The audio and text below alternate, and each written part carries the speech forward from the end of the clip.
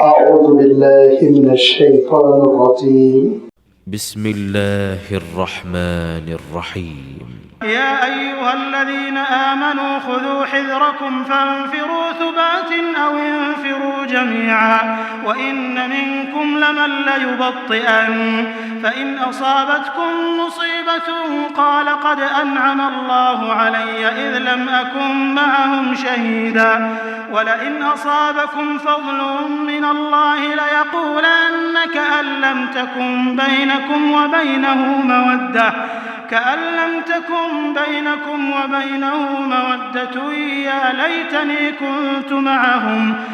ليتني كنت معهم فأفوز فوزا عظيما فليقاتل في سبيل الله الذين يشرون الحياة الدنيا بالآخرة ومن يقاتل في سبيل الله فيقتل أو يغلب فسوف نؤتيه أجرا عظيما وما لكم لا تقاتلون في سبيل الله والمستضعفين من الرجال والنساء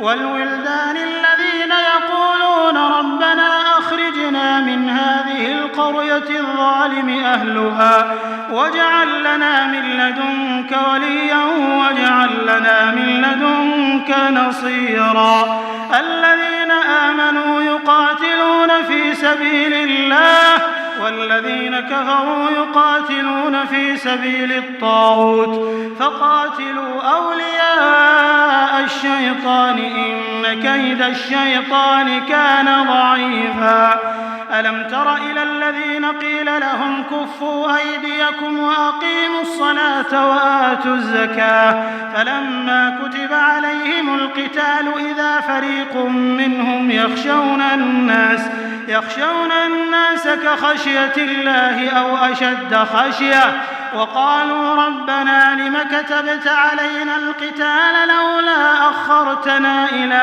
أجل قريب قل متاع الدنيا قليل والآخرة خير لمن اتقى ولا تظلمون فتيلا أينما تكونوا يدرككم الموت ولو كنتم في بروج مشيدة وإن تصبهم حسنة يقولوا هذه من عند الله وإن تصبهم سيئة يقولوا هذه من عندك قل كل من عند الله فما لهؤلاء القوم لا يكادون يفقهون حديثا ما أصابك من حسنة فمن الله وما أصابك من سيئة فمن نفسك وأرسلناك للناس رسولا وكفى بالله شهيدا صدق الله العظيم. الحمد لله رب العالمين والصلاة والسلام على سيد المرسلين وعلى آله وأصحابه أجمعين أما بعد सूरत निसा की ये 9 आयतें हैं जिनके भी आपके सामने तिलावत की गई। आयत नंबर 71 से सिलसिला शुरू हुआ और 79 पे खत्म हुआ। इन आयतों में अल्लाह ताला ने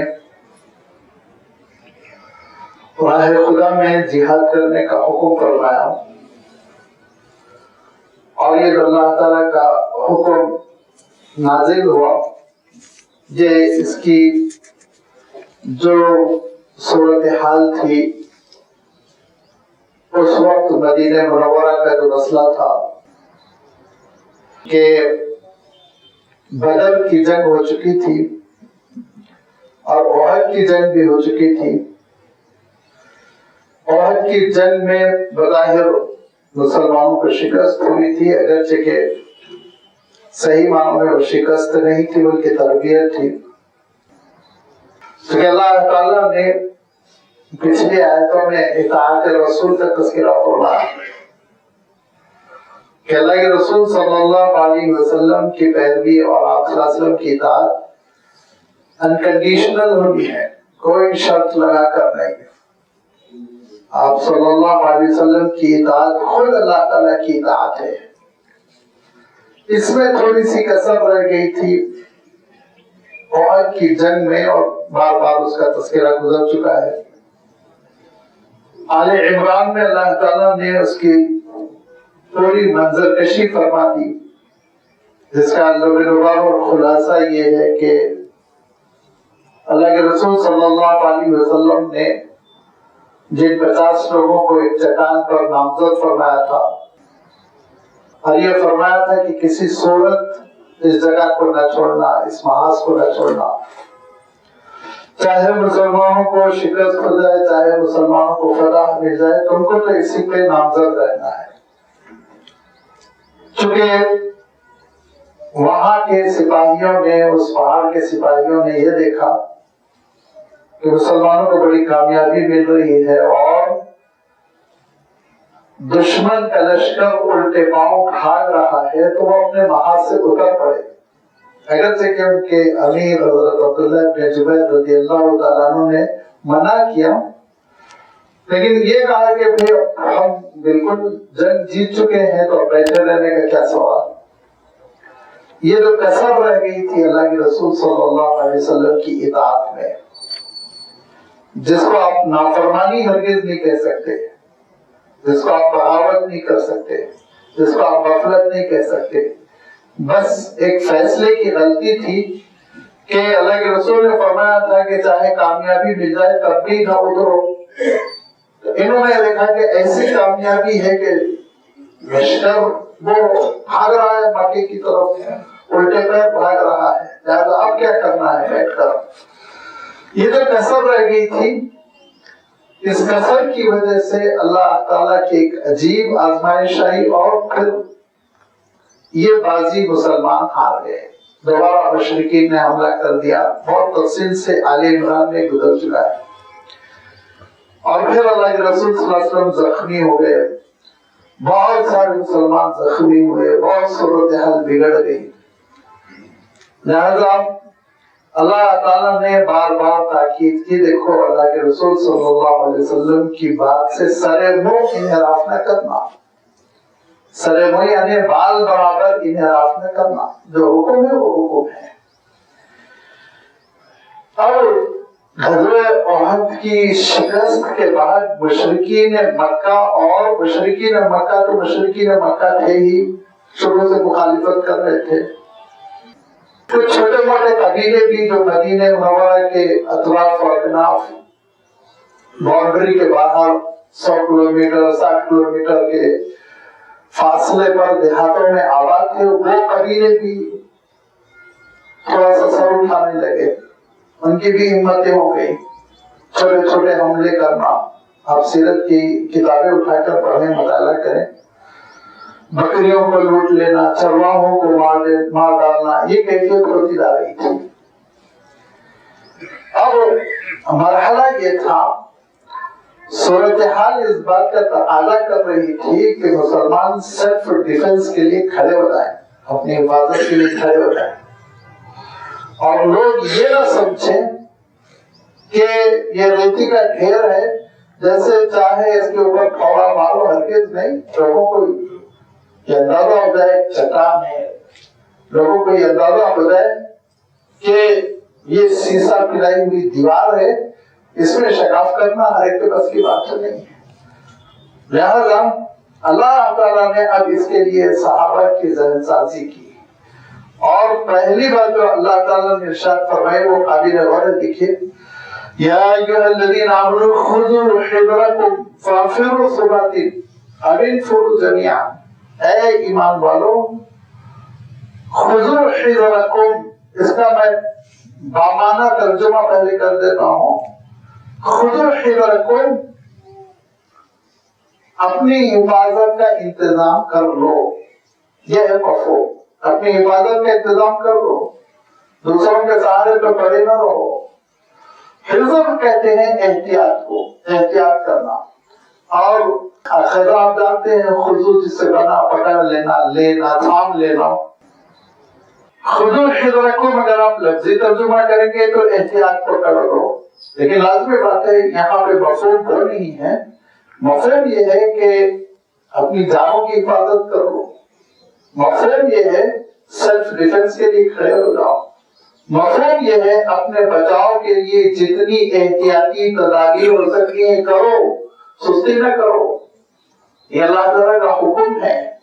اور اللہ تعالیٰ کے اس حکم کو اگر ہماری یہ جو 50 55 56 57 اسلامی مملکتیں ہیں مسلمانوں کی، یہ حقیقت انہوں نے سمجھی ہوتی تو آج اس طرح بےمعنی نہیں رہتے. جو چاہتا ہے گھس آتا ہے اور بے دریغ قتل کر دیتا ہے، بستیوں کو الٹ دیتا ہے. کیا شر ہوا عراق کا، کیا شر ہوا لیبیا کا، کیا شر ہوا سیریا کا. اٹھا کر سیکھیے. خود رکھو، یہ کیفیت نہیں ہے. اور جو لوگ محفوظ ہیں وہ خوش نہ ہو کہ ہم بہت سیف ہیں اور ہمارے چچا امریکہ حفاظت کر رہے ہیں. بہت بے ایمان ہے. کسی بھی وقت یہ منافق تم کو دھوکہ دے گا. اپنے سپاہی بناؤ، اپنے ملٹری بناؤ، اپنے ٹینکس بناؤ، اپنے طیارے بناؤ. اللہ تعالیٰ نے تم کو دولت دی، اپنے پاؤں پہ کھڑے ہونے کی کوشش کرو. یہ دین کا حکم ہے تو یہ بھی چیز نہیں. خود رکھو.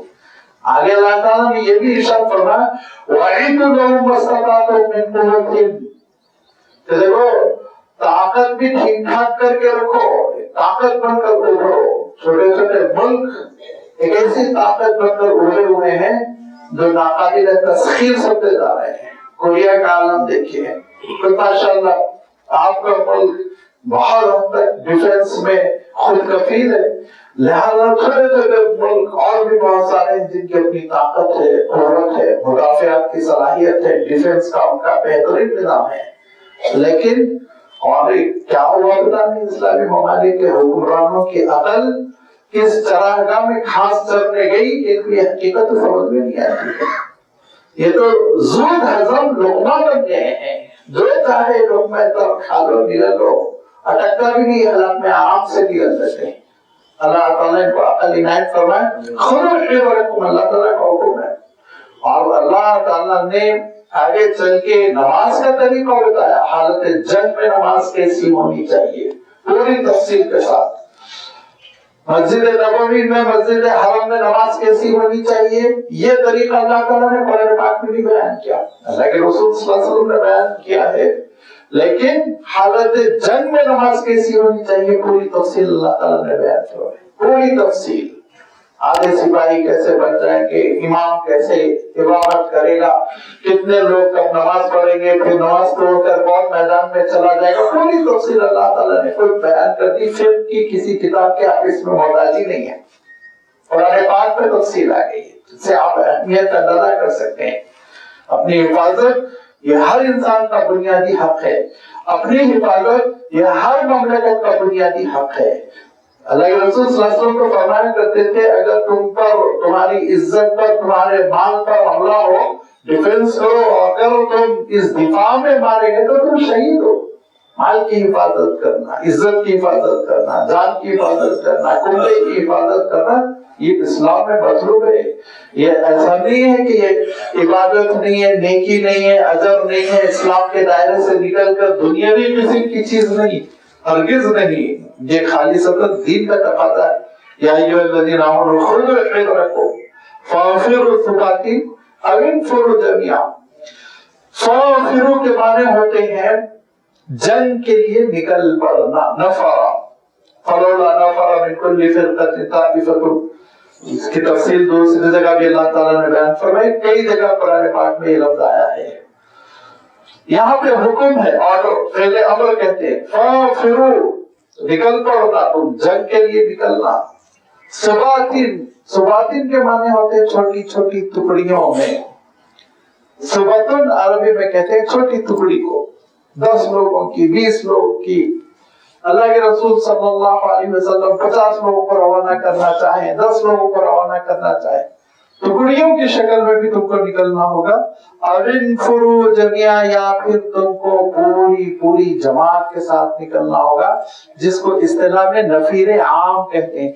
नफीर आम के माने ये होते हैं, सरबराह ममलकत ऐलान कर दे कि कोई भी जंग लड़ने के काबिल घर में बैठा ना रहे, इमरजेंसी की सूरत हाल है सब ज्वाइन हो जाए, ऐसी चीज को नफीर आम कहते हैं। लाजमी बात है, अल्लाह के रसूल सल्लल्लाहु अलैहि वसल्लम का जब ऐलान होता तो अल्लाह के रसूल सल्लल्लाहु अलैहि वसल्लम का ऐलान वही की बुनियाद पर होता। अल्लाह के रसूल सल्लल्लाहु अलैहि वसल्लम का ऐलान जो होता था वो ऐलान नबूवत का ऐलान होता था, उसके खिलाफ तो जाने की गुंजाइश ही नहीं थी। लिहाजा आप सल्लल्लाहु अलैहि वसल्लम के ऐलान के बावजूद जो घर में बैठा रहता था उसको मुनाफिक समझा जाता था। जिस सिचुएशन में लोग होते निकल जाते।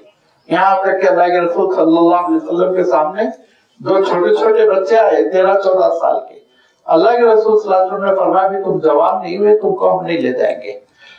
तो वो बच्चे आपस में गौर करके फिर हुजूर अकरम सल्लल्लाहु अलैहि वसल्लम की खिदमत में आए, कहा हम लोग लड़ने की सलाहियत रखते हैं, आप हम दोनों में मुकाबला कराइए, जो पछाड़ दे गालिब आ जाए उसको आप लेकर चलिए।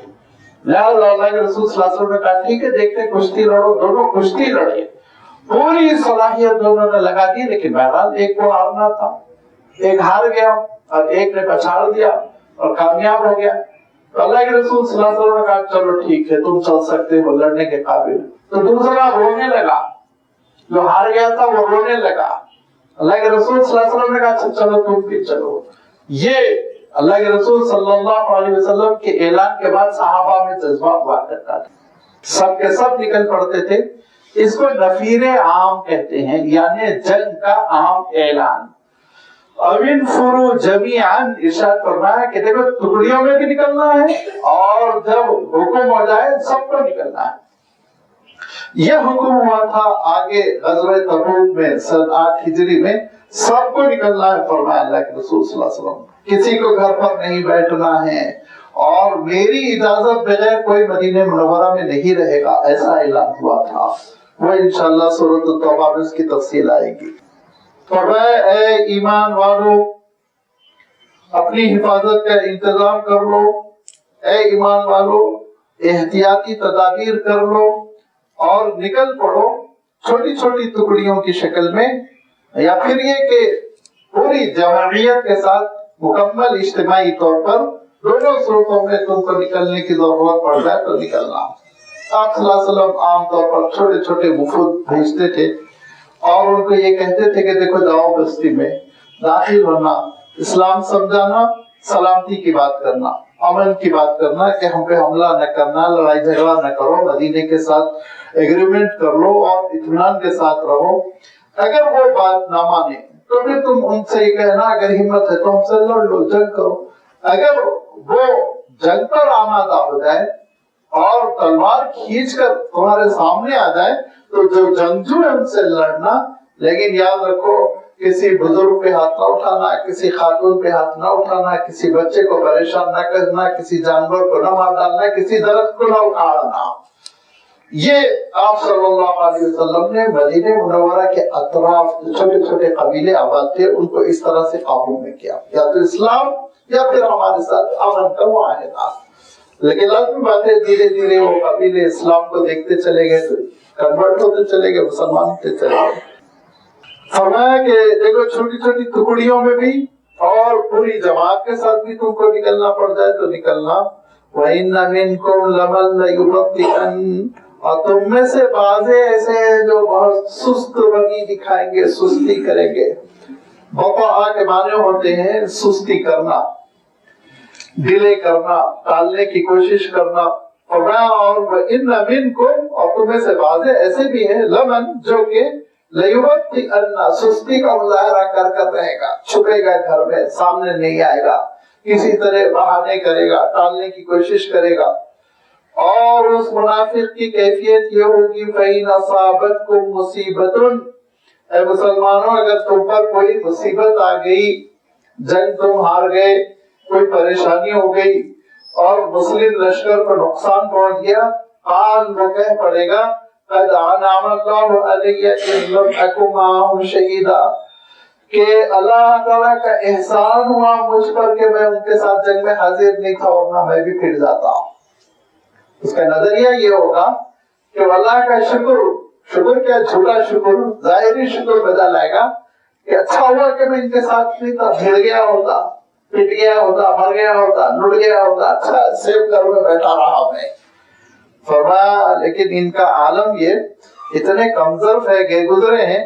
وَلَئِنْ أَصَابَكُمْ فَضْلٌ مِّنَ اللَّهِ, اور اللہ تعالیٰ کی جانب سے کوئی فضل مل جائے, فضیلت مل جائے, احسان مل جائے, نصرت آ جائے, مدد آ جائے, مال غنیمت ہاتھ لگ جائے, لَيَقُولَنَّ, ضرور یہ کہے گا کہ لَمْ تَكُنْ بَيْنَكُمْ وَبَيْنَهُمْ مَوَدَّةٌ, ایسے بن کر جیسے کہ تمہارے اور ان کے درمیان کوئی اخلاقی رابطہ ہے ہی نہیں, محبت ہے ہی نہیں آپس میں. ایسا مفاد پرست بن کر وہ کہے گا یا لیتنی کنت معہم, اے کاش میں بھی اس جنگ میں شامل ہوتا, فافوز فوزا عظیما, تو مجھے بھی مال و دولت ملتی, فتح ملتی, میرا بھی حصہ ہوتا, میرا بھی کارنامہ سمجھا جاتا اور میرا بھی نام فہرست میں شامل ہوتا ہے, دیکھو یہ فاتحین ہے. لہذا اس کا مطمع نظر دنیاوی کہ اگر شکست ہو تو وہ یہ کہہ کر خوش ہوتا ہے کہ میں بچ گیا, اور اگر فتح ہو تو یہ کہہ کر حسرت کرتا ہے کہ کاش میں بھی رہتا اور مجھے کچھ ملتا, ایک گھوڑا ہی مل جاتا, کچھ تلواریں مل جاتی, کچھ مال مل جاتا, کچھ دولت مل جاتی, اور ایسے بن جائے گا. جس کے لیے میں نے یہ لفظ استعمال کیا کمزرفی. احسان, انسان کے اندر احسان شناسی, رشتوں کا پاس و لحاظ رکھنے کا ایک جذبہ ہوتا ہے, دوستی کا خیال رکھنا, انسانیت کا خیال رکھنا, یہ سب سے عاری ہو کر, خالی ہو کر کہے گا کہ لَمْ تَكُنْ بَيْنَكُمْ وَبَيْنَهُ مَوَدَّةٌ, جیسے کہ اس کا پہلے سے مسلمانوں سے کوئی رابطہ ہی نہیں. ہو سکتا ہے کسی کا چچا زاد بھائی ہو سکتا ہے کسی کا بڑا کلوز فرینڈ ہو, گہرا دوست ہو سکتا ہے کسی کا ایسا پڑوسی کہ دیوار سے دیوار ملی ہوئی ہو. اور یہی نہیں, بہت ممکن ہے ہو سکتا ہے وہ منافق اور وہ شخص ایسا ہو جس پہ مسلمان خرچ کرتا ہو, اس کو وظیفہ دیتا ہو, غربت میں ساتھ آتا ہو, پریشانی میں قرض دیتا ہو, لیکن یہ سب کے باوجود وہ اتنی احسان فراموشی کرے گا اور اس قدر ناشکری کرے گا کہ وہ یہ کہے گا کہ جنگ میں اگر شکست ہو گئی تو اچھا ہوا کہ میں نہیں ہوں, اور فتح ہو گئی اے کاش مجھے بھی کچھ مل گیا ہوتا. اتنا اس کا نظریہ دنیاوی, نہ اللہ کے رسول صلی اللہ علیہ وسلم کی اطاعت کا جذبہ, نہ آخرت میں سرفراز ہونے کا جذبہ. ان چیزوں کو چلیے چھوڑ دیجئے, بہت بلند ہمتی کی بات ہے, اعلیٰ حوصلہ, آخرت میں شہادت کا جو مقام ہے وہ مطمع نظر, چلیے اس کو بھی چھوڑ دیجئے. کم سے کم انسان تعلقات کی رعایت کرتا ہے, کم سے کم وہ شکست ہو جائے تو یہ افسوس کرے کہ ارے بھائی آپ کو شکست ہو گئی, شکست نہیں ہونا چاہیے تھا, مجھے بڑا افسوس ہوا. اتنا تو آخری درجے میں. فتح ہو جائے تو یہ کہے کہ بھائی واقعتاً آپ کا کارنامہ ہے, آپ کو فتح ہوئی, اللہ تعالیٰ نے آپ کو نعمت دی, اور کامیابی اللہ تعالیٰ دے. یہ تو انسانیت ہے. یہ بھی نہیں, اس کا عالم یہ اتنا گیا گزرا ہے وہ کہ اگر شکست ہو تو وہ خوش ہو کر اچھلے گا, سیلیبریٹ کرے گا, اچھا ہوا میں ساتھ نہیں تھا ورنہ میں بھی مرتا پٹتا. اور فتح ہو تو لالچ کے ساتھ تمنا کرتا کہ کچھ مجھے بھی مل جاتا. بس اتنی ہی اس کی اسلام میں شرکت ہے, اتنی ہی اس کا ساتھ ہے. چھوڑ دو ان کو, پرواہ نہ کرو. وَلْيُقَاتِلْ فِي سَبِيلِ اللَّهِ الَّذِينَ يَشْرُونَ الْحَيَاةَ الدُّنْيَا بِالْآخِرَةِ. اے مسلمانوں, تم راہ خدا میں قتال کرنا, جنگ کرنا, اللہ کے لیے کرنا. الذین, ان سے, یشرون الحیات الدنیا بالآخرہ, جنہوں نے دنیا کی زندگی کو سب کچھ سمجھ رکھا ہے اور آخرت کو انہوں نے پس پشت ڈال دیا. وہ پریفر کرتے ہیں, ترجیح دیتے ہیں دنیا کی زندگی کو, آخرت کو کوئی اہمیت نہیں دیتے. اور مومن کا معاملہ یہ ہوتا ہے والآخرۃ خیر وابقیٰ, مومن آخرت کو ترجیح دیتا ہے. مومن کے ہر کام کی شان یہ ہوتی ہے کہ اس کا مقصد آخرت کی کامیابی. کیا نماز, کیا تجارت, کیا خاندان, کیا کنبے کے ساتھ زندگی گزارنا, کیا اکل حلال کی کوششیں کرنا, سب کے پیچھے جو مومن کا ٹارگیٹ ہوتا ہے, نصب العین ہوتا ہے, مقصد ہوتا ہے, وہ اللہ کی خوشنودی, اور اللہ کی خوشنودی کے بعد اللہ تعالیٰ کی نعمتیں جنت کی شکل میں، آخرت کی کامیابی۔ لہذا فرمایا کہ دیکھو تم راہ خدا میں قتال کرنا ان سے جو دنیا کی زندگی کو سب کو سمجھ رکھے ہیں اور دنیا کی زندگی کے لیے مرے جا رہے ہیں۔ اور یہ ایک یاد رکھیے، اسلامی اور غیر اسلامی جگہوں کا سب سے بڑا نمایاں فرق ہے کہ جو کچھ اسلامی جنگیں ہوتی ہیں وہ صرف اور صرف اللہ تعالیٰ کے لیے ہوتی ہے۔ اللہ کے رسول صلی اللہ علیہ وسلم سے پوچھا گیا، ایک صاحب ہے وہ زمین بچانے کے لیے لڑ رہے، ایک صاحب ہے اقتدار بچانے کے لیے لڑ رہے، ایک صاحب اس کے لیے لڑ رہے، ایک صاحب اس لیے مال غنیمت خوب مل جائے۔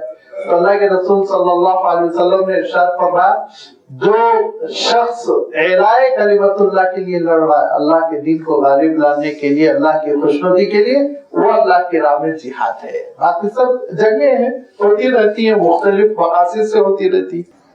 لہذا فرمائیں کہ دیکھو اللہ تعالیٰ کی راہ میں تم اس لیے قتال کرنا کہ دنیا کی زندگی کو تم سب کچھ نہیں سمجھتے ہو، آخرت تمہارا نصب العین ہے۔ وَمَن يُقَاتِلْ فِي سَبِيلِ اللَّهِ، راہ خدا میں جو قتال کرے گا، فَيُقْتَلْ، تو یا تو مارا جائے گا اور یا غالب آئے گا، کامیاب ہو جائے گا۔ فَسَوْفَ نُؤْتِيهِ أَجْرًا عَظِيمًا، دونوں صورتوں میں ہم اس کو اجر دیں گے۔ ہم لوگ اردو میں کہتے ہیں نا، یا تو شہید یا قاضی۔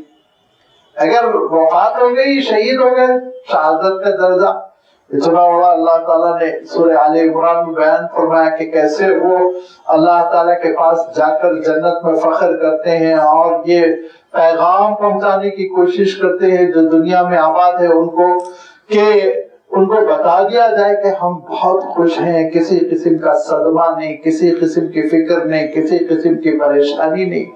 يستبشرون بالذين لم يلحقوا بهم من خلفهم الا خوف عليهم ولا هم يحزنون۔ یہ سورہ آل عمران میں گزر چکا۔ اور بھی شہادت کا جو مقام ہے، جو فضیلتیں ہیں کہ حساب کتاب کا مسئلہ نہیں، اس کی روح کو ایک پرندے میں رکھا جائے گا وغیرہ وغیرہ۔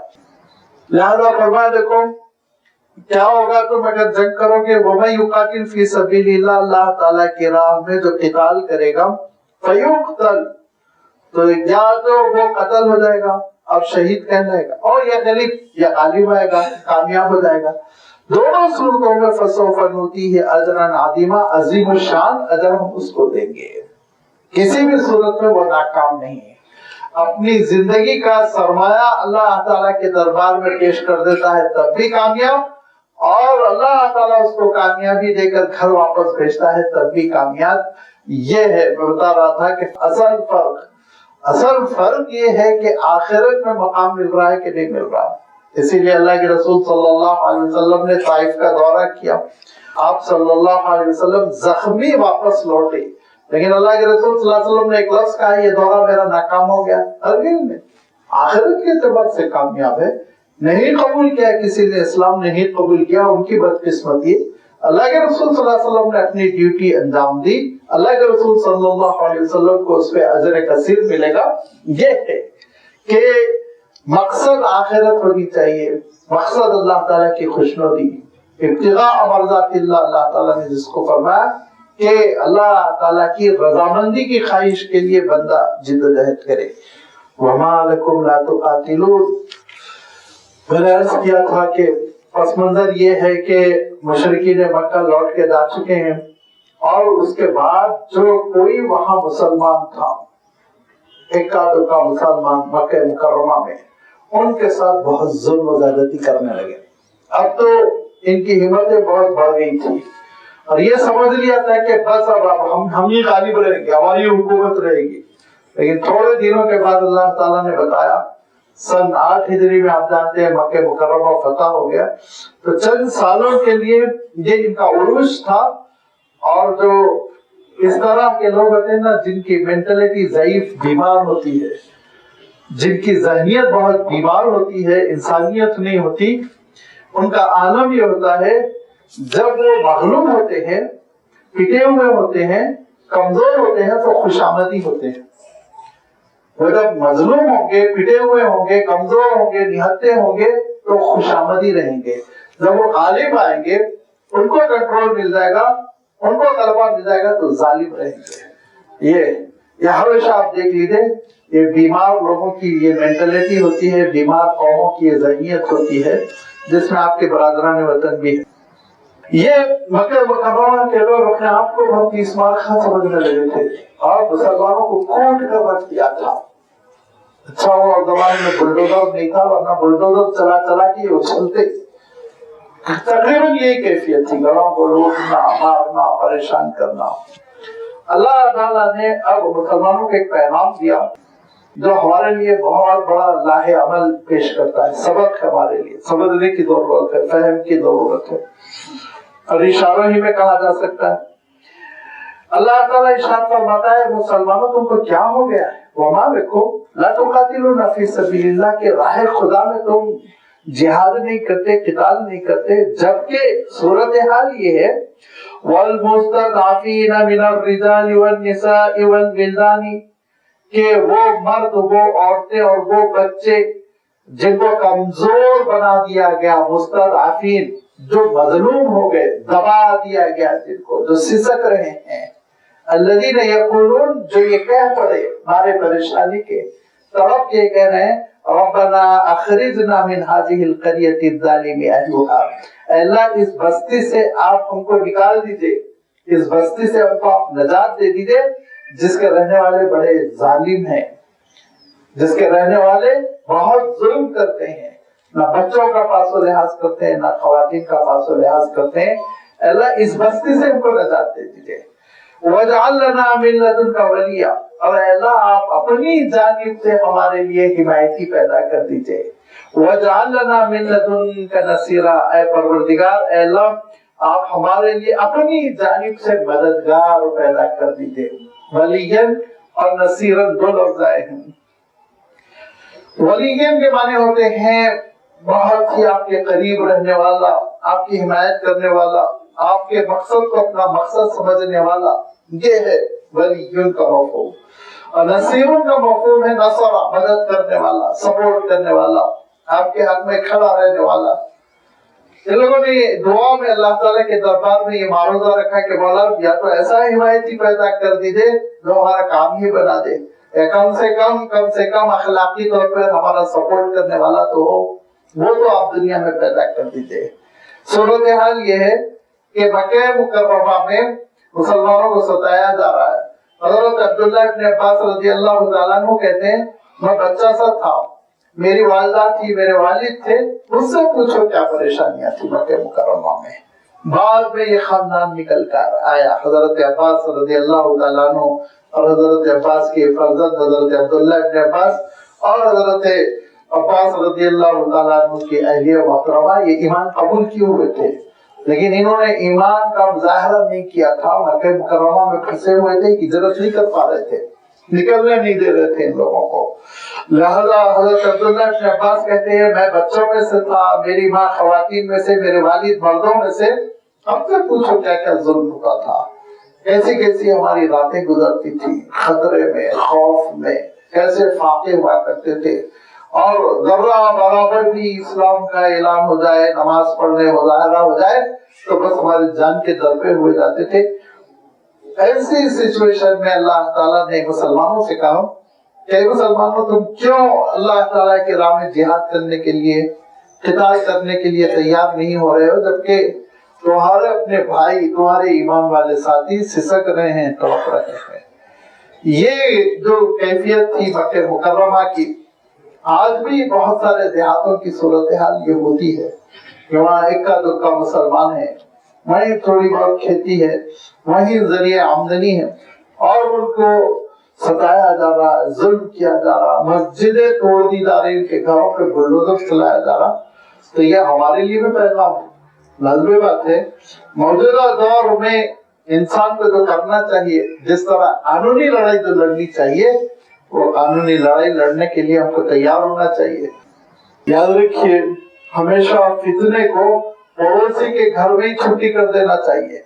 اگر آپ نے پڑوسی کا فتنہ پڑوسی کے گھر میں اس کی سرکوبی نہ کی، اس کو ٹھنڈا نہ کیا، تو آپ کے گھر میں آتا ہے، پھر اس کے بعد مصیبت ہوتی ہے۔ کیا عالم ہوا تھا کورونا کے زمانے میں، کئی محلے میں بیچارے کو کسی کو بخار آ گیا تو پوری بلڈنگ گھر دی جا رہی تھی، قریب میں کوئی نہیں پھٹک رہا تھا. ایسی صورتحال ہو گئی تھی. کیوں کہ وہ وبا، وہ مصیبت ہمارے گھر میں شفٹ نہ ہوتا ہے. یہی عالم ہے. ہم خوش نہ ہو، یہ جو کچھ ہو رہا ہے وہاں ہو رہا ہے، ہمارے پاس تو سکون ہے، امن ہے نہیں. دھیرے دھیرے یہاں بھی آئے گی وہ مصیبت، وہ صورتحال یہاں بھی پیدا ہوگی. لہذا وہیں سرکوری کرنا چاہیے اس فتنے کی. چونکہ موجودہ دور میں قانونی لڑائی کی بڑی اہمیت ہے، لہذا ہمارا اپنا قانونی موقف بہت مضبوط ہونا چاہیے.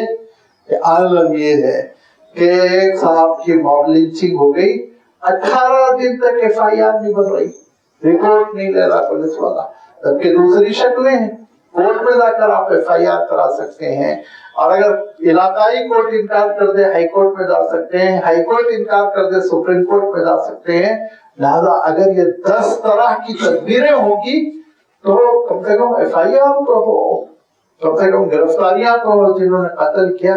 لیکن ہم بیٹھ کے تماشا ہی ہے دیکھ رہے ہیں. تماشا، یہ تماشا دیکھیں گے تو پھر اس بات کا اندیشہ ہے کہیں بند ٹوٹ نہ جائے اور پانی ہمارے گھروں میں گھس نہ جائے. یہ سوچ لیجیے صورتحال مستقبل میں کیا ہو سکتی ہے. پتہ نہیں کیوں مسلمان نہیں سمجھ رہے ہیں. کب تک دعوتوں میں مشغول رہیں گے اور کب تک لایانی یوز لیس قسم کی کوششوں میں کاموں میں لگے رہیں گے، حقیقتوں کو نہیں سمجھیں گے، بہت نقصان اٹھائیں گے. فرمایا دیکھو اے مسلمانوں تم کو کیا ہو گیا. اللہ تعالیٰ ارشاد فرماتا ہے کیسے کمزور نہتے ہو کر تم گھروں میں بیٹھے رہو گے جبکہ کچھ لوگوں کو مظلوم بنا دیا گیا ہے، ظلم کیا جا رہا ہے. مستضعفین من الرجال والنساء والولدان، کہ وہ کمزور کر دیے گئے ہیں مردوں میں سے، عورتوں میں سے اور بچوں میں سے، اور وہ یہ کہہ رہے ہیں کہ پروردگار ہم کو اس بستی سے اب آپ نجات دے دیجئے. یہ صورتحال عالمی طور پر بھی، یہ صورتحال علاقائی طور پر بھی. عالمی طور پر ہم کچھ نہیں کر سکتے، ٹھیک ہے، عذر معقول ہے، لیکن علاقائی طور پر تو ہم بہت کچھ کر سکتے ہیں. لہذا عقل کے ناخن لینا چاہیے. الذین آمنوا یقاتلون فی سبیل اللہ، ایمان والے ہمیشہ اللہ کی خوشنودی کے لیے لڑتے ہیں. والذین کفروا یقاتلون فی سبیل الطاغوت، اور منکرین کا عالم یہ ہے کہ وہ شیطان کے لیے لڑتے ہیں. طاغوت کے بارے میں کہہ چکا ہوں، اس کا آپ ترجمہ کسی سے بھی کر سکتے ہیں. بڑا سرکش اس کا مفہوم ہوتا ہے، سب سے بڑا نافرمان، بغاوت کرنے والا، حد سے تجاوز کرنے والا. اور یہ سب سے بڑا سرکش تو شیطان ہے. اور پھر آگے اللہ تعالیٰ نے لفظ شیطان بھی استعمال کیا. پھر شیطان کے چیلے ہیں، شیطان کے نمائندے ہیں. اس دنیا میں جو شیطانی نظام نافذ کرنا چاہ رہے ہیں وہ سب طاغوت ہیں. جو شیطان کے مقصد کے لیے برسر پیکار ہے، محنت کر رہے، کوشش کر رہے کہ ایمانی نظام ختم ہو جائے، شیطانی نظام رائج ہو جائے.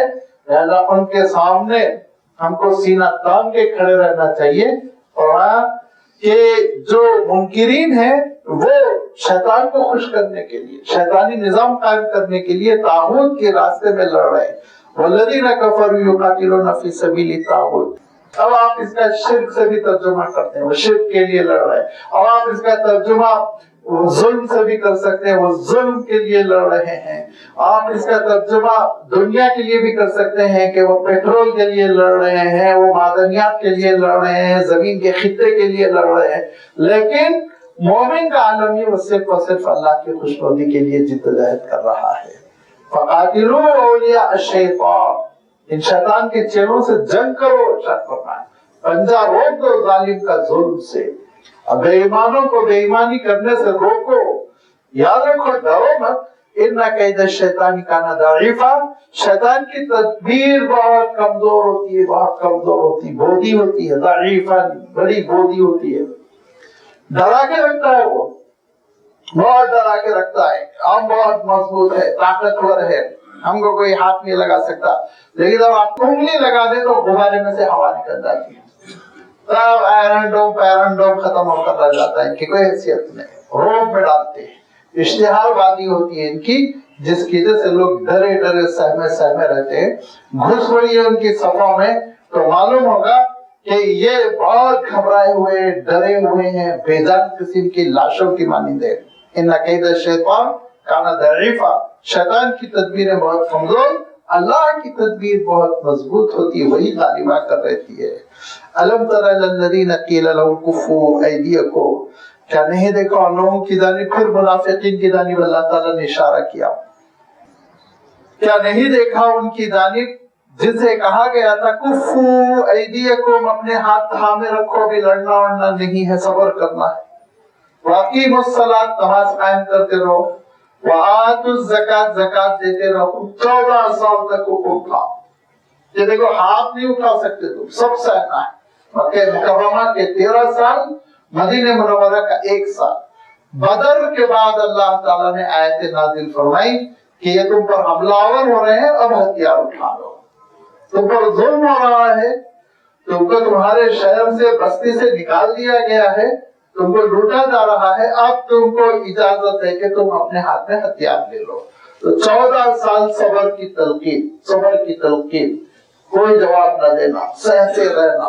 کیا اثر ہوا کہ اللہ کے رسول صلی اللہ علیہ وسلم دار ارقم میں اور قریب میں حضرت سمیہ کو، حضرت عمار کو اور حضرت یاسر کو مار پیٹ کر رہے، آوازیں آ رہی ہیں اللہ کے رسول صلی اللہ علیہ وسلم کے کانوں میں، اگر صبر صبر۔ شام میں جب اللہ کے رسول صلی اللہ علیہ وسلم اندھیرا ہوا اور ظالم ظلم کر کر کے تھک کے گھر چلا گیا، اللہ کے رسول صلی اللہ علیہ وسلم نکلے باہر تو حضرت یاسر ایک کھمبے سے بندھے ہوئے ہیں اور دوسرے ستون سے حضرت عمار بندھے ہوئے ہیں، اور بیچ میں حضرت عمار کی والدہ حضرت سمیہ کا جنازہ پڑا ہوا ہے۔ آپ صلی اللہ علیہ وسلم نے رسی کھولتے ہوئے کیا کہا؟ چلو لڑائی شروع کریں گے؟ نہیں، اللہ کے رسول صلی اللہ علیہ وسلم نے فرمایا صبرن یا اللہ یاسر، صبر کرو، صبر کرو، صبر کرو، اتنا صبر جس کی آخری حد ہو سکتی ہے وہ اللہ کے رسول صلی اللہ علیہ وسلم نے اسوہ پیش کیا۔ اب جب سو ہو گیا ہے، مدینہ منورہ شفٹ ہو گئے، اب آپ لا کر رہے ہیں، تو اب کیوں خاموش بیٹھیں گے؟ آپ ذرا سوچئے۔ لہذا فرمایا کہ ان لوگوں کی جانب نہیں دیکھا جن کو یہ حکم دیا گیا تھا ہاتھ روکے رکھو، نماز قائم کرتے رہو، زکات دیتے رہو، یہاں تک کہ پھر وہ وقت آ گیا فلما کتب علیہم القتال اذا فریق منہم یخشون الناس کخشیۃ اللہ واشد خشیہ، کہ جب یہ اللہ تعالیٰ نے ارشاد فرمایا کہ جو آیتیں گزر گئیں کہ اللہ کے راہ میں نکلو ٹکڑیوں کی شکل میں، اللہ کے راہ میں نکلو اجتماعی طور پر، اور تم کیوں بیٹھے دیکھ رہے ہو جبکہ کچھ لوگوں پر ظلم ہو رہا ہے، یہ آیتیں قتال کی نازل ہو گئی۔ تو ایک گروپ اللہ تعالیٰ ارشاد فرماتا ہے جب تم پر قتال فرض کر دیا گیا اذا فریق منہم، تو ان میں کا ایک گروہ وہی جن کے اندر نفاق تھا، ان میں کا ایک گروپ یخشون الناس کخشیۃ اللہ، لوگوں سے ایسے ڈر رہا ہے جسے اللہ تعالیٰ سے ڈرنا چاہیے۔ انسان ہے، کیا کر لے گا؟ اور شد خشیہ، بلکہ اللہ کے ڈر سے بھی کہیں زیادہ ڈر انسانوں کا ہے، ڈرنے کی کوئی ضرورت نہیں۔ یہ انسان تصور کر لے کہ آخری نقصان یہ جو مجھے پہنچا سکتا ہے، یہ میری زندگی سے مجھے ہاتھ دھونا پڑے گا، اس سے بڑھ کر اور کوئی نقصان نہیں، تو پھر اس کے بعد انسان کے اندر ہی بڑھ جاتی ہے۔ جب فرعون نے یہ دیکھا کہ جادوگروں نے اسلام قبول کر لیا تو فرعون نے اعلان کیا کہ اسلام سے باز آ جاؤ، حضرت موسیٰ علیہ السلام کی دعوت کا انکار کر دو، ورنہ میں تم کو تمہارے ہاتھ اور پیر کاٹ کر کھجور کے تنوں پہ لٹکا دوں گا، درخت میں لٹکا دوں گا، تمہارے دھڑ کو درخت سے لٹکا دوں گا۔ لیکن جادوگروں نے ایمان قبول کر لیا تھا، حضرت موسیٰ علیہ السلام کی صحبت مل گئی تھی، نبی و رسول کی صحبت مل جانے سے وہ مٹی سونا ہو جاتی ہے، ہوتے نا وہ کیفیت ہو جاتی ہے، انسان سونا بن جاتا ہے۔ جادوگروں کا اعتماد دیکھیے، اللہ تعالیٰ ارشاد فرماتا ہے جادوگروں نے کہا فَقُضِ مَا أَنْتَ بِقَاضٍ، جو کرنا ہے کر لے، ایمان سے ہم نہیں پھریں گے۔ جان ہی لے سکتا ہے نا تو لے لے جان، ایمان سے نہیں پھریں گے، کیونکہ جب تو ہم کو جان سے محروم کر دے گا، موت سے دوچار کر دے گا، تو ہم تو اس دنیا سے کہیں اچھی دنیا میں شفٹ ہو جائیں گے، ہم تو سیدھے جنت چلے جائیں گے، کوئی مسئلہ نہیں۔ یہ اعتماد ایمان کا اعتماد ہونا ہے۔ کیا کر لے گا دشمن، کیا بگاڑ لے گا؟ آخری چیز ہے نا، جان لے لے گا، لے لے، جان لینے کے بعد کیا نقصان ہوگا ہمارا تو استقبال ہوگا، جان لے لینے کے بعد تو پھر اللہ تعالیٰ کی جانب سے وہ صف بستہ کھڑے ہوئے فرشتے سلام علیکم طبتم فادخلوها خالدین کہیں گے، آؤ سلامتی کے ساتھ جنت میں ہمیشہ کے لیے داخل ہو جاؤ۔ لہذا اللہ تعالیٰ ارشاد فرماتا ہے ایک منافقین کا عالم یہ کہ جب یہ کہا گیا کہ بھئی اب وقت آ گیا ہے، اب جنگ کی تیاری تم کو کرنا ہے، اذا فریق منہم، ان میں کا ایک گروہ، یخشون الناس کخشیت اللہ، ایسے ڈرا جا رہا ہے جیسے اللہ سے ڈرنا چاہیے بلکہ اس سے بھی بڑا ڈر، وقالو، اور کہہ پڑے ربنا لما کتبت علینا القتال، اللہ جنگ کی اجازت آپ کیوں دے دیے، کچھ دن اور نہیں دینا چاہیے تھا، لولا اخرتنا الی اجل قریب، آپ نے اس کو کچھ دنوں کے لیے کیوں ڈیلے نہیں کیا، مؤخر کیوں نہیں کیا، لولا اخرتنا الی اجل قریب، تھوڑی ایک آدھ سال اور صبر کر لیتے۔ وہ بچوں کو جو اسکول جانے سے ڈرتے ہیں ان کو دیکھیے اسکول جانے کا ٹائم آ گیا تو ابھی ٹائم نہیں ہوا، ابھی بہت سویرے ہے کہہ کے بہانہ کرتے، یہی کیفیت ان کا عالم یہ کہ یہ ڈرے ہوئے ہیں، لوگوں سے گھبرائے ہوئے ہیں، کہتے ہیں کہ اے اللہ تھوڑا اور ایک آدھ سال کے لیے کچھ وقت کے لیے ڈیلے کر دیجئے، الی اجل قریب، اجل وقت سے ترجمہ کر لیجئے، قریب ہی آپ کو سمجھتے۔ فرمایا کہ ان کا عالم یہ کہ ایسے ڈرے جا رہے ہیں، بس ان کا دشمن جیسے نعوذ باللہ خدا ہو، وہ ناپسندیدگی کا اظہار کر رہے ہیں۔ اے نبی آپ ان سے کہیے قل متاع الدنیا قلیل، دنیا کی زندگی بہت تھوڑی ہے، دیکھتے دیکھتے گزر جاتی ہے، والآخرۃ خیر لمن اتقی، اہل تقوی کے لیے آخرت بہت بہتر ہے۔ متقین وہ آخرت سے نہیں گھبراتے، موت کے بعد کی منزل سے نہیں گھبراتے۔ ولا تظلمون فتیلا، وہاں پہ رتی برابر تم پر ظلم نہیں ہوگا، ذرہ برابر بھی ظلم نہیں ہوگا۔ میں سے پہلے بھی عرض کر چکا ہوں، فتیل دراصل عرب جو ہے دیا جلانے کے لیے روئی کا ایک دھاگا بناتے تھے، چھوٹی سی باریک سی بتی، اس بتی کو فتیل کہتے ہیں۔ فرمایا کہ بتی وہ ایک محاورہ ہے، وہ بتی برابر ظلم نہیں ہوگا، ہم جیسے کہتے ہیں رتی برابر ظلم نہیں ہوگا، ذرہ برابر ظلم نہیں ہوگا۔ لہذا آخرت میں تمہارے ساتھ انصاف کے ساتھ معاملہ ہوگا، کیوں گھبراتے ہو؟ یوں دنیا کی زندگی کا سامان بہت تھوڑا ہے، لمبی نہیں ہے زندگی، کسی کو بھی 1000 1000 2000 سال نہیں رہنا، 10-20 سال کے فرق کے ساتھ سب کو رخصت ہو جانا ہے، دنیا چھوڑ کر جانا ہے۔ لہذا دنیا کی زندگی کی لالچ میں، دنیا کی زندگی کے حرص میں، راہ خدا میں اپنی جان کا نذرانہ پیش کرنے سے کترانا یہ مومن کی شان نہیں ہے۔ فرمایا کہ کل متاع الدنیا قلیل، دنیا کی زندگی تھوڑی ہے جس کو ہم بہت زیادہ سمجھتے ہیں۔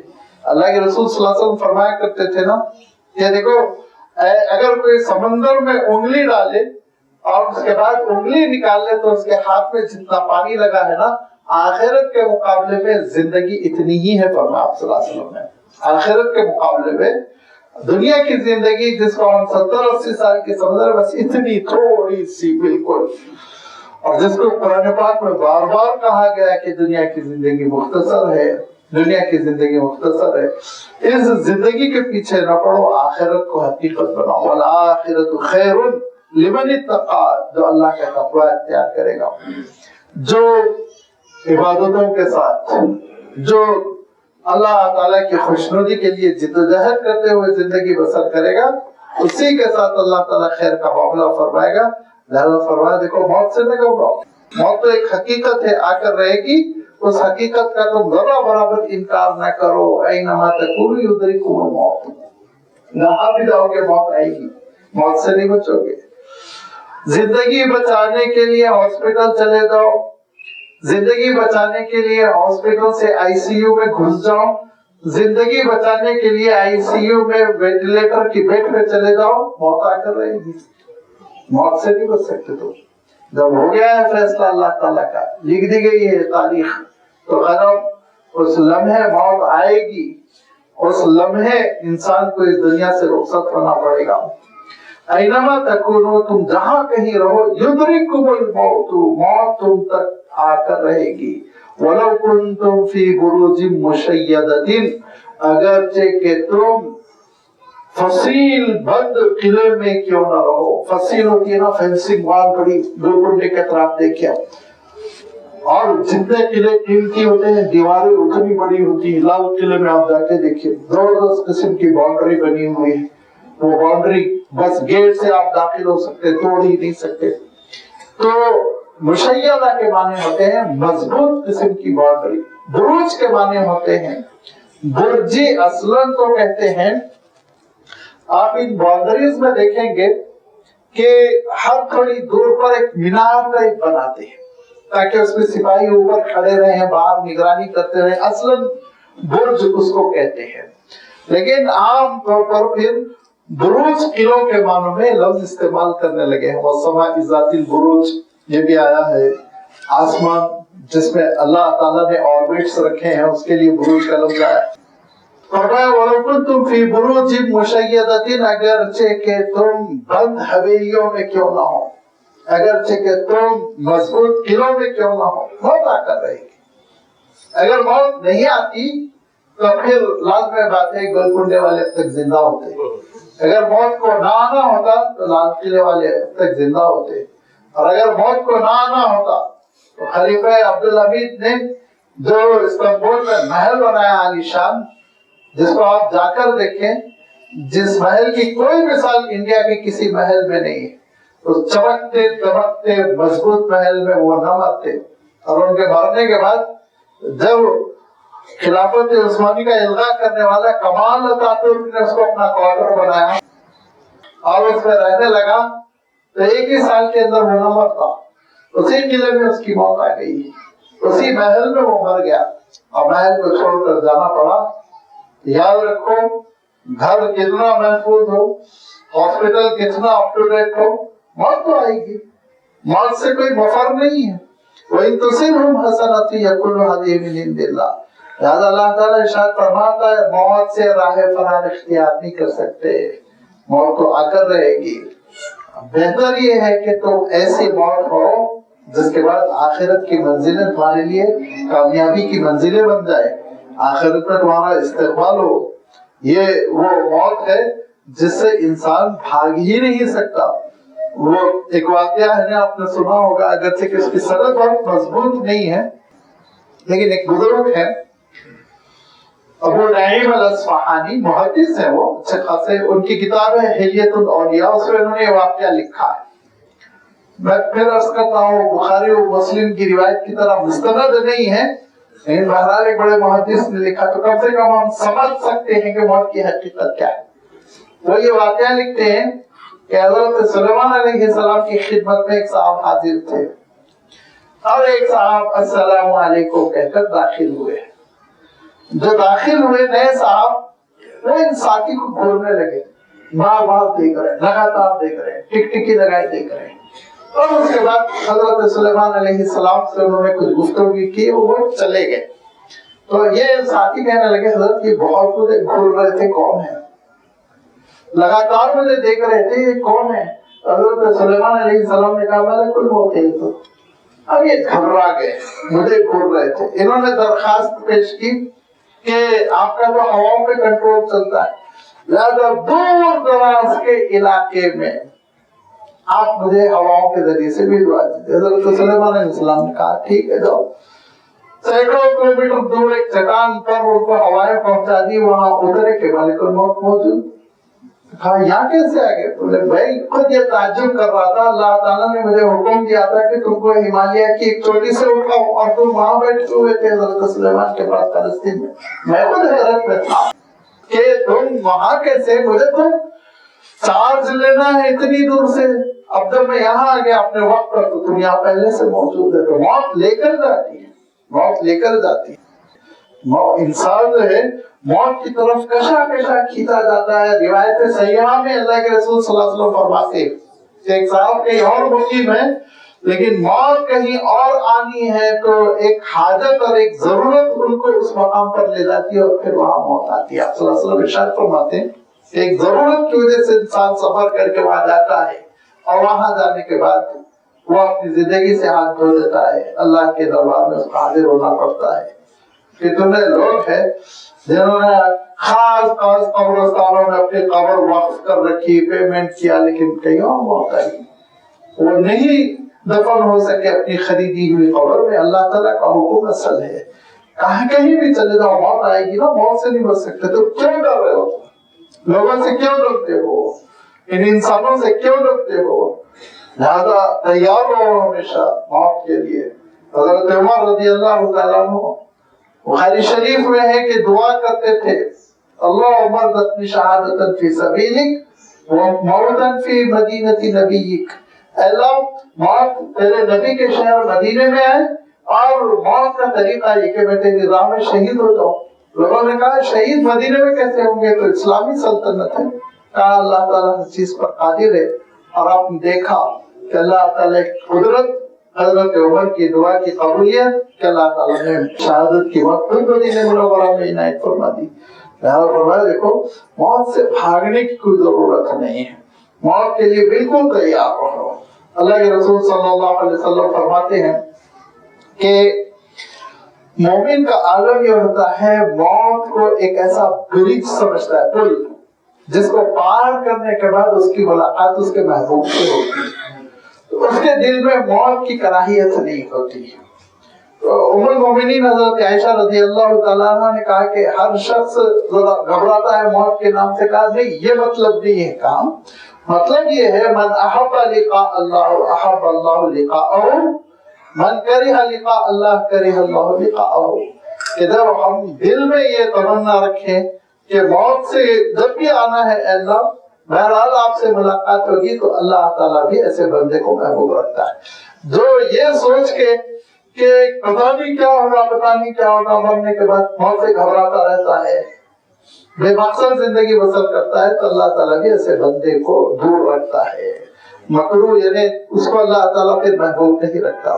لہذا فرمایا دیکھو اس راہ خدا میں تم کو جد و جہد کے لیے تیار رہنا پڑے گا۔ انما تکونوا یدرککم الموت، موت سے نہ گھبراؤ، جہاں کہیں رہو گے موت آئے گی۔ وَلَوْ كُنْتُمْ فِي بُرُوجٍ مُشَيَّدَةٍ، اگرچہ کہ تم بند قلعوں میں کیوں نہ ہو۔ وَإِن تُصِبْهُمْ حَسَنَةٌ يَقُولُوا هَذِهِ مِنْ عِنْدِ اللَّهِ۔ ان منافقین کا عالم یہ ہے کہ مسلمانوں کو اگر کوئی فائدہ ہوتا، کامیابی ملتی اور اچھائی سے وہ دوچار ہو جاتے، کہتے ہیں اللہ میاں نے دے دیا، اللہ کی جانب سے مل گیا۔ جملہ تو صحیح ہے۔ حضرت علی رضی اللہ تعالیٰ عنہ فرماتے تھے کلمۃ الحق ارید بہ الباطل، کبھی کبھی بات بڑی حق کی رہتی ہے لیکن اندر میں باطل چھپا ہوا رہتا۔ جملہ تو صحیح ہے لیکن کہنا کیا ہے، تمہاری کوئی حیثیت نہیں، تمہاری جد و جہد کی کوئی حیثیت نہیں، مجاہدہ یہ سب نہ کہو، اللہ میاں دے دیا، بس قسمت پہ تھا مل گیا اس کو۔ وَإِن تُصِبْهُمْ سَيِّئَةٌ يَقُولُوا هَذِهِ مِنْ عِنْدِكَ، اور اگر کوئی مصیبت ہو گئی، پریشانی ہو گئی، شکست ہو گئی، کہتے ہیں تمہاری تدبیر کی وجہ سے ہوا، تم نادان تھے، تمہاری اپنی وجہ سے تم کو یہ نقصان پہنچا۔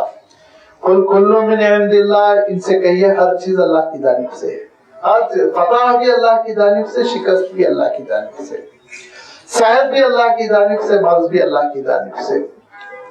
کوئی چیز اللہ کے قبضے قدرت سے خارج نہیں۔ جتنی ہماری زندگی میں نئی نئی سچویشنز آ رہی، جن جن مرحلوں سے ہم گزر رہے ہیں، وہ سب اللہ تعالیٰ کے حکم کا نتیجہ ہے۔ کوئی کبھی کسی وقت انسان یہ نہیں کہہ سکتا کہ یہ انسانی تدبیر سے ہو گیا، سب کچھ اللہ کے حکم سے ہوتا ہے۔ فَمَا لِهَٰؤُلَاءِ الْقَوْمِ، ان نادانوں کو کیا ہو گیا، لا يَكَادُونَ يَفْقَهُونَ حَدِيثًا، اس بات کو نہیں سمجھ رہے ہو کہ ہر چیز اللہ تعالیٰ کی جانب سے۔ توحید کا تقاضا ہے کہ بندہ مومن اللہ تعالیٰ پر کلی اعتماد کرے کہ جو نہ اللہ تعالیٰ کی جانب سے ایک کانٹا بھی چبھتا ہے تو اللہ کی بغیر اجازت نہیں ہو سکتا، اور ایک کامیابی ملتی ہے، ایک لقمہ بھی منہ میں پہنچتا ہے تو اللہ کے حکم کے بغیر نہیں ہو سکتا۔ سب کچھ اللہ کے حکم سے، یہ ہے ایمان کا تقاضا۔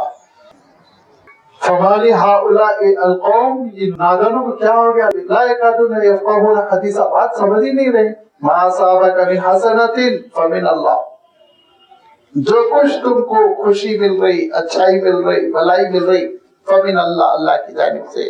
وَمَا أَصَابَكَ مِنْ سَيِّئَةٍ فَمِنْ نَفْسِكَ، جو کچھ تم کو پریشانی ہو رہی، الجھن سے تم گزر رہے ہو، آزمائش آ رہی ہے، وہ یاد رکھو تمہارے اپنے گناہوں کا وبال ہوتا ہے، کالے کرتوتوں کی وجہ سے اللہ تعالیٰ اس دنیا میں کچھ آزمائشوں سے دوچار کرتا ہے۔ اللہ کے رسول صلی اللہ علیہ وسلم ارشاد فرماتے ہیں کہ ایک بندے مومن کا عالم یہ ہوتا ہے کہ اللہ تعالیٰ اس کو ولی کے مقام پر رکھنا چاہ رہا ہے کہ قیامت کے دن جیسے اولیاء اللہ ہوتے ہیں وہ مقام اس کو ملے، لیکن وہ بیچارہ ویسا عمل نہیں کر رہا ہے، نہ وہ شب بیداری ہے، نہ وہ دعاؤں کا اہتمام ہے، نہ وہ صدقات ہے، بلکہ تھوڑے بہت گناہ بھی ہیں، کچھ خطائیں ہیں، کچھ کوتاہیاں ہیں اعمال میں۔ تو آپ صلی اللہ علیہ وسلم فرماتے ہیں اللہ تعالیٰ اس کو بعض ایسی آزمائشوں میں مبتلا فرماتا ہے جن آزمائشوں کی وجہ سے، وہ آزمائش مرض کی شکل میں ہو سکتی، وہ آزمائش ایکسیڈنٹ کی شکل میں ہو سکتی، وہ آزمائش صدموں کی شکل میں ہو سکتی ہے، کسی بھی شکل میں اللہ تعالیٰ بعض مصیبتوں سے دوچار کرتا ہے، اور اس کے گناہ آپ صلی اللہ علیہ وسلم فرماتے ہیں اور اس کے گناہ ایسے جھڑ جاتے ہیں جیسے پتجھڑ کے موسم میں پتے جھڑتے اور پھر نئے پتے ہرا بھرا ہو جاتا ہے، فرمایا ایسے ہی سارے گناہ جھڑ جاتے ہیں اور وہ اللہ تعالیٰ کے پاس بڑا نیکوکار بن کر، اللہ تعالیٰ کے پاس بڑا صالح بن کر پہنچتا ہے اور اس کو خوب اجر ملتا ہے۔ یہ مصیبتیں آتی ہیں، پریشانیاں آتی ہیں اور بہت سے حالات سے لڑنا پڑتا ہے، کبھی مایوس ہونے کی ضرورت نہیں۔ یہ آزمائشیں یہ ہمارے اپنے گناہوں کو دھونے کے لیے آ رہی ہیں، یہ آزمائشیں ہماری اپنی کوتاہیوں پر پردہ ڈالنے کے لیے آ رہی ہے۔ اس حقیقت کو اگر ہم سمجھ جائیں تو ہم کو صبر ایوب مل جائے کہ حضرت ایوب علیہ السلام سے جب ساری نعمتیں چھین لی گئی، گھر بار بھی ختم، بال بچے بھی ختم، جسم میں آزمائش آ گئی اور ایسا مرض ہو گیا ہے جس کو دیکھ کے لوگ کراہیت محسوس کرتے، کچے زخم رس رہے ہیں، نکال کے بستی سے کچرے کے پاس جہاں بستی کا کچرا ڈالا جاتا ہے وہاں لے جا کے رکھ دیا، لیکن حضرت ایوب علیہ السلام کی زبان سے کبھی ناشکری کا ایک کلمہ نہیں نکلا کہ اللہ اتنی عبادت کرتا ہوں یہ مصیبت مجھ کو ہی آنی تھی، کبھی نہیں۔ ہاں جب اپنی اہلیہ محترمہ کی آزمائش دیکھی، ان کو یہ دیکھا کہ وہ گھروں میں جا کر کام کرنے پہ مجبور ہو گئی، تب حضرت ایوب علیہ السلام نے جو دعا کی تو دعا یہ کی انی مسنی الضر وانت ارحم الراحمین، اور یہ کہا کہ اللہ یہ شیطان کی وجہ سے مجھ پر مصیبت آئی، آپ تو ارحم الراحمین ہیں، یہ شیطان ابلیس کے فتنے ہیں جس کی وجہ سے میں پریشان ہو گیا۔ پھر اللہ تعالیٰ نے حضرت ایوب کے ساتھ جو معاملہ فرمایا، لہذا یہ ارشاد فرمایا وما اصابک من سیئۃ فمن نفسک، ہم کو یہ سمجھنا چاہیے ہماری اپنی غلطیوں کی وجہ سے کچھ آزمائشیں آتی ہیں، وبال آتا ہے، لیکن یہ اللہ کے حکم سے، اور اللہ تعالیٰ ہم کو اس لیے ان مصیبتوں سے، ان آزمائشوں سے، ان پریشانیوں سے گزارتا ہے تاکہ جیسے سونے کو آگ میں ڈال کر نکھارا جاتا ہے، خالص بنایا جاتا ہے، چمکایا جاتا ہے، ویسے ہی بندے مومن چمک جائے، نکھر جائے، اللہ کی نگاہوں میں قیمتی ہو جائے۔ اس حقیقت کو سمجھنا چاہیے، لیکن یہ بھی ہم ذہن میں رکھیں کہ اس کے لیے کبھی نعوذ باللہ آزمائشوں کی دعا نہیں کرنی۔ آپ صلی اللہ علیہ وسلم نے صاف حکم دیا کہ آزمائشوں کی دعا نہ کرو کہ اس بار خواہ بن کر اللہ میاں مجھے خوب آزمائیے تاکہ میں جنتی بن جاؤں، فرمایا نہیں، واسألوا اللہ عافیہ، ہمیشہ عافیت مانگو اللہ تعالیٰ سے، عافیت مانگو، بہت بڑی نعمت ہے، لیکن اگر آزمائش آ جائے تو ثابت قدم رہو، یہ اللہ کی جانب سے اگر آ جائے مصیبت، ثابت قدم رہو، جمے رہو، صبر کرتے رہو، شکر کرتے رہو، یہ تمہارا عمل ہونا چاہیے، دعائیں نہیں ہونی چاہیے۔ بس اوقات غلط فہمی میں لوگ یہ سمجھتے ہیں کہ اس طرح کی کچھ دعا کریں، آ جائے مصیبت ہم بھی دیکھ لیں گے، نہیں دیکھ پائیں گے ہم، نہیں ہے ہمارے اندر صلاحیت، ہمارے اندر ہمت نہیں ہے۔ اللہ تعالیٰ عافیت کے ساتھ ہی ہمارا معاملہ کر دے، یہ ہمارے لیے کافی ہے۔ یاد فرمایا، دیکھو یاد رکھو، یہ لوگ جو یہ کہتے ہیں کہ کامیابی مل گئی تو اللہ کی جانب سے ناکام ہو گئے تو ان کی تدبیروں میں غلطی تھی، کہو کہ جو کچھ اچھائی ہے وہ اللہ کا فضل و کرم ہے، جو کچھ برائی آزمائش مصیبت آ رہی ہے وہ دراصل تمہارے اپنے کرتوتوں کی وجہ سے اللہ تعالیٰ تمہارے گناہوں کو صاف کرنے کے لیے کر رہا ہوا۔ ارسلناک للناس رسولا، اور ہم نے آپ کو لوگوں کے لیے رسول بنا کر بھیجا۔ اب یہ جو رسول بنا کر بھیجا ہے تو لازمی بات ہے داروغہ بنا کر نہیں بھیجا کہ آپ ان کی گردن پکڑ پکڑ کر اسلام میں داخل کریں۔ وَكَفَى بِاللَّهِ شَهِيدًا، اور آپ کے رسول ہونے کے سلسلے میں اللہ کی گواہی سب سے بڑی گواہی ہے. کوئی آپ کو مانے نہ مانے کیا فرق پڑتا. گورنمنٹ نے کسی کو کسی پوسٹ پر نامزد کر لیٹر دے دیا اور اس کے بعد سے چپراسی کہتا ہے میں تو آپ کو نہیں مانتا ہوں IAS آفیسر, تو بیوقوف اس کو نوکری سے نکالا جائے گا. جب اتھارٹی نے نامزد کر دیا تو پھر ماتحت کو بولنے کی کوئی گنجائش نہیں رہ جاتی. جب اللہ تعالیٰ کہہ رہا ہے وَكَفَىٰ بِاللَّهِ شَهِيدًا, اللہ کی گواہی آپ کے حق میں کافی ہے. وَاللَّهُ يَشْهَدُ إِنَّكَ لَرَسُولُهُ, اللہ گواہی دیتا آپ اللہ کے رسول ہیں. اب لازمی بات ہے جو عقل مند ہے, سمجھدار ہے, انہوں نے سمجھ لیا کہ یہ کامیابی کا چینل یہی ہے, رسول کی اطاعتی کے ذریعے سے آپ کامیاب ہو سکتے ہیں. جو نکمے ہیں, نادان ہے, بے وقوف ہے, وہ مارے جلسی کے مخالفت کر رہے ہیں, نہیں مانیں گے ہم رسول, تو پھر نہ مانو, اس کا نقصان تم اٹھاؤ گے. لہذا اللہ تعالیٰ نے اس حقیقت کا یہاں تذکرہ کر دیا کہ ایک آپ بڑے الفاظ میں کہہ سکتے ہیں کیسے جیسے پیراگراف ہے پورا, اس پیراگراف میں یہ بتا دیا کہ دیکھو یاد رکھو یہ اللہ کے رسول ہیں, اللہ کے رسول کی اطاعت تم کو کرنی ہے, اور اللہ کے رسول صلی اللہ علیہ وسلم کی اطاعت کرتے ہوئے تم کو جنگی محاذوں میں بھی شرکت کرنا ہے, حسن تدبیر کرنا ہے, احتیاط کے تقاضوں کو پورا کرنا ہے. تم سمجھداری کا مظاہرہ کرو, نادان بن کر لقمہ تر بن کر ہضم نہ ہو جاؤ, اپنی حفاظت خود کرو. لہذا حفاظت کرنا اور سمجھنا اس حقیقت کو مملکت کی شکل ہو تو ہتھیاروں کا تیار کرنا, اور تنہا ہو تو اپنے آپ کو مضبوط رکھنا, مینٹلی بھی مضبوط رکھنا, جسمانی طور پر بھی مضبوط رکھنا. ایک حدیث کوٹ کرتے ہوئے میں گفتگو ختم کروں گا. اللہ کے رسول صلی اللہ علیہ وسلم ارشاد فرماتے ہیں المؤمن القوی احب الی اللہ من المؤمن الضعیف وکل خیر. مومن تو بہرحال خیر ہے, بہتر ہے, لیکن فرمایا جو طاقتور مومن ہوتا وہ اللہ تعالیٰ کی نگاہوں میں عزیز تر ہے کمزور مومن کے مقابلے میں. تقویٰ یہ نہیں ہے گردن لٹکا کے چلے جا رہے ہیں, دھکا دیے تو گرے جا رہے ہیں, جھکے ہوئے ہیں, اور سر پر جو امامہ ہے اس کا بوجھ گردن نہیں اٹھا پا رہی, یہ تقویٰ نہیں. یاد رکھیے تقویٰ وہ ہے جو حضرت عمر کا تھا, تقویٰ وہ ہے جو حضرت علی کا تھا. دبدبا ہونا چاہیے اور روب ہونا چاہیے, اور انسان اپنی جسمانی طور پر بھی وہ صلاحیت رکھے اور ذہنی طور پر بھی, ذہنی طور پر تو بہت زیادہ کہ مغرور نہ ہو, گھبرائے نہیں, اپنے موقف پر اٹل رہے. یہ مومن کی شان ہے, یہ مومن اللہ تعالیٰ کے پاس بہت عزیز تر ہے. آگے پھر اللہ تعالیٰ نے وہی بات ارشاد فرمائی جو سورہ نساء کا ایک خاص موضوع ہے, اطاعت رسول. اطاعت رسول, اس حقیقت کو اگر مسلمان سمجھ جائیں بہت سے مسائل سے بچ جائیں گے. اللہ تعالیٰ ہم سب کو یہ حقیقت سمجھنے کی توفیق عنایت فرمائے. وآخر دعوانا ان الحمد للہ رب العالمین.